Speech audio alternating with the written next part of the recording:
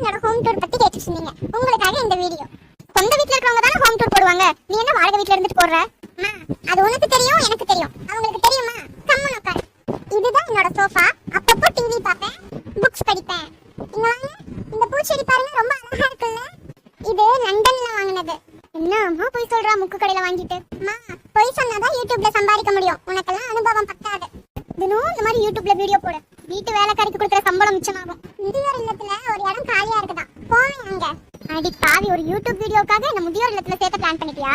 இன்னொன்னு சும்மா நோய் இங்க பாத்தீங்களா, கல்பனா சாவ்லா விண்வெளியில எடுத்த போட்டோவை எனக்கு கிஃப்ட் பண்ணாங்க. இது ரொம்ப எக்ஸ்பென்சிவ். ஆனா எங்க அம்மா வேண்டாத பொருள் எல்லாம் இதுலதான் வைப்பாங்க. ஏன் இந்த வீடியோ நம்ம ஹவுஸ் ஓனர் பார்க்க மாட்டாரா?